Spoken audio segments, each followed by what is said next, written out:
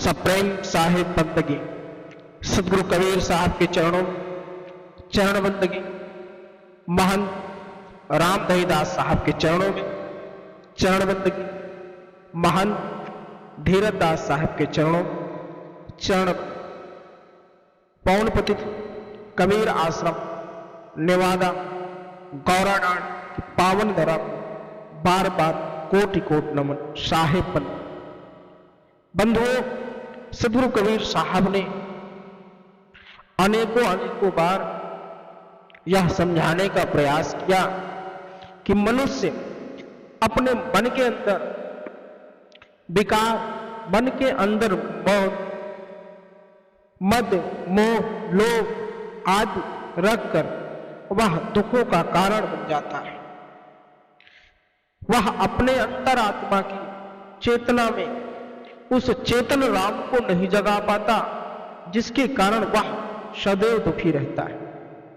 उसके अंतर आत्मा में सिर्फ इस संसार के तमाम भोग विलास के साधन और जिस चीज के लिए वह आशा करता है कि वह संसार में उसका है, लेकिन सब यही छोड़ जाता है। उसी के पीछे दिन रात भागता रहता है, लेकिन अपने अंदर की आत्मा को, अपने अंदर के राम को जगाने का काम नहीं करता।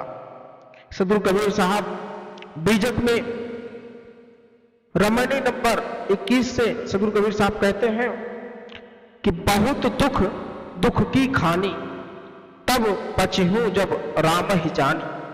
राम ही जान युक्त जो चले, युक्त ही ते फंदा नहीं पड़े।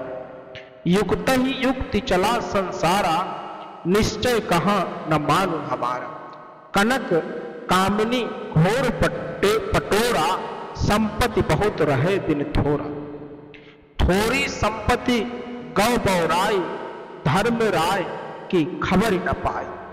देख त्रास मुख गौ कुम्हिलाई, अमृत दो धोखे गौ विष खाई। अर्थात सदगुरु कबीर साहब कहते हैं, यह संसार में आकर मनुष्य तमाम उस घोड़ा गाड़ी बंगला पैसे रुपया सोना चांदी इन सब चीजों को इकट्ठा करने में वह अपना पूरा समय व्यतीत कर देता है। यह संसार तो अनेकों दुखों का भंडार है। इससे तो तभी बचा जा सकता है जब तक चेतन स्वरूप राम को अपना न लो। जो साधक राम को पहचान कर साधना से चलता है, अर्थात तो अपने अंतरात्मा के राम को वह अपने विवेक बल से स्वरूप में ही स्थिर रहता है। वैसे तो संसार के सभी प्राणी अपने अपने विचार से युक्ति पूर्वक ही चलते हैं और सब इसी अभिमान में रहते हैं कि मैं जो कुछ सोचता हूं वह सब ठीक है।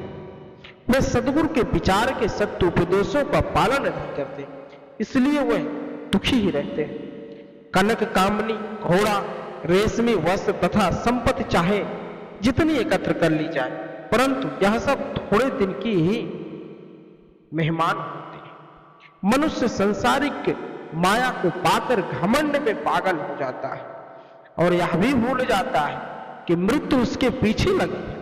जब एक दिन मृत्यु आ जाती है तो उसके नाम से त्रासित होकर माया भावनी व्यक्ति का मुख कुमला जाता है और वह व्यर्थ ही जीवन भर अमृत को धोखे में विष का सेवन करते रहने का कारण पश्चाताप ही करता रहता है।